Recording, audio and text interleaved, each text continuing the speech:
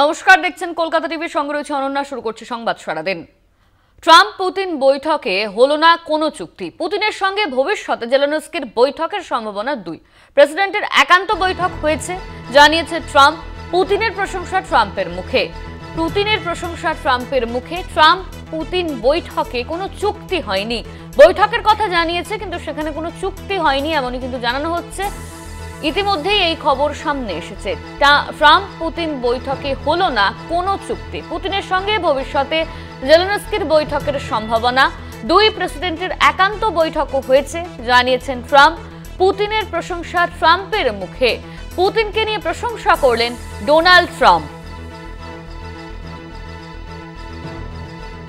Trump Putin বৈঠকে হলো না কোনো চুক্তি। পুতিনের সঙ্গে ভবিষ্যতে জেলেনস্কির বৈঠকের সম্ভাবনা।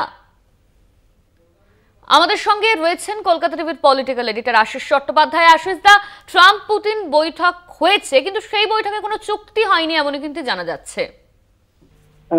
দেখো, বৈঠক হয়েছে। বৈঠক দুই দেশের প্রতিনিধি দলের মধ্যে যেমন হয়েছে তেমনি বৈঠক হয়েছে দুই নেতার মধ্যে, যাকে একান্ত বৈঠক বলা হয়, সেই রকম বৈঠকও হয়েছে। বৈঠকের শেষে পুতিন তেমন কোনো কথা বলেননি, কিন্তু ট্রাম্প কথা বলেছেন মিডিয়ার সঙ্গে, সংবাদ মাধ্যমের সঙ্গে, এবং ট্রাম্প পুতিনের যথেষ্ট প্রশংসা করেছেন। তার দৃষ্টিভঙ্গি, তার কথাবার্তা নিয়ে পুতিনের যথেষ্ট প্রশংসা করেছেন। কিন্তু কোনো চুক্তি যে হয়নি বা যুদ্ধ বন্ধের ব্যাপারে এই বৈঠকে আলোচনা হলেও নির্দিষ্ট কোনো অগ্রগতি যে হয়নি সেই কথাটাও স্পষ্ট করে বলেছেন ট্রাম্প। তিনি বলেছেন বৈঠকে ভালো আলোচনা হয়েছে, আলোচনার পরিবেশ ভালো ছিল, কিন্তু কোনো যুদ্ধ বন্ধের ব্যাপারে, যুদ্ধ বন্ধের দিকে কোনো গুরুত্বপূর্ণ পদক্ষেপ নেওয়া যায়নি।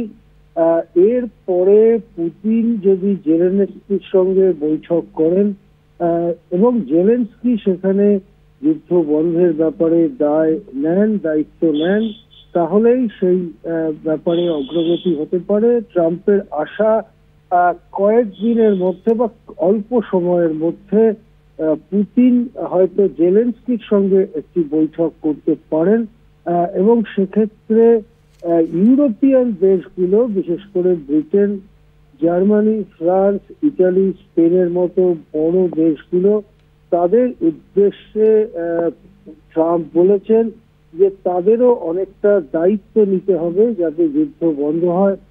ট্রাম্পের ইঙ্গিতটা খুবই স্পষ্ট, অর্থাৎ ইউরোপের এই দেশগুলো যেভাবে উত্তেজনা বাড়িয়ে রাশিয়ার বিরুদ্ধে অস্ত্রশস্ত্র পাঠিয়ে এবং সব দিক থেকে ইউক্রেনকে যুদ্ধে রেখে দেওয়ার জন্য যে মনোভাব দেখাচ্ছে, সেই মনোভাবটাকে খানিকটা সমালোচনাই করেছেন ট্রাম্প, এবং বলেছেন যে যুদ্ধ বন্ধের ব্যাপারে ইউরোপীয় দেশগুলোকেও দায়িত্ব নিতে হবে।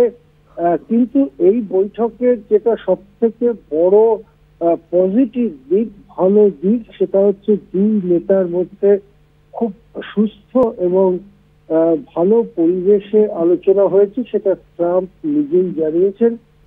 বৈঠক থেকে বেরিয়ে এসে ট্রাম্প কিন্তু নতুন করে রাশিয়ার বিরুদ্ধে কোনো হুমকি বা নিষেধাজ্ঞার পথে হাঁটেননি।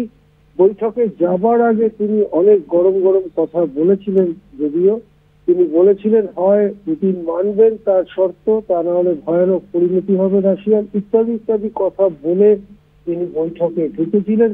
কিন্তু বৈঠক থেকে বেরিয়ে তিনি একেবারে অন্য মানুষ। তিনি বরং পুতিনের দৃষ্টিভঙ্গি, পুতিনের বোঝাপড়া সম্পর্কে প্রশংসার কথাই জানিয়েছেন সংবাদ মাধ্যমকে, এবং এভাবেই আলাস্কা বৈঠক শেষ হয়েছে। ইতিহাসে এই আলাস্কা বৈঠক থেকে যাবে, কেননা এই বৈঠকে 3.5 বছর যুদ্ধের পরে পৃথিবীর মহাশক্তিধর দুই দেশের দুই প্রেসিডেন্ট, যাদের হাতেই রয়েছে আসল ক্ষমতা, তারা এসে মুখোমুখি হলেন। বেশ কিছুক্ষণ তারা নিজেদের মধ্যে একান্তেও কথা বললেন। প্রতিনিধি দল দুই দেশের, তাদের মধ্যে আলোচনা হলো, এবং তারপরে পুতিন কোনো কথা বললেন না। পুতিন যেমন সাধারণভাবে কম কথা বলেন, একটু পরে সময় নিয়ে ভেবেচিন্তে কথা বলেন, সেই ভাবটাই পুতিনের থাকলো। পুতিনের কোনো কথা এখনো পর্যন্ত আমরা শুনতে পাইনি, কিন্তু ট্রাম্প এই বৈঠক সম্পর্কে আশার কথা, ভালো কথা এবং প্রশংসার কথাই শুনিয়েছেন।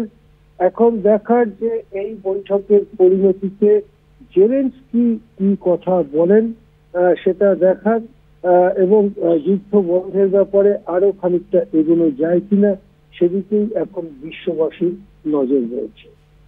ধন্যবাদ আপনাকে। আমাদের সঙ্গে ছিলেন কলকাতা টিভির political editor Ashis Chattopadhyay. Trump Putin বৈঠকে হলো না কোনো চুক্তি। পুতিনের সঙ্গে ট্রাম্পের বৈঠক হয়েছে, কিন্তু সেই বৈঠকে কোনো চুক্তি হয়নি বলে জানানো হয়েছে।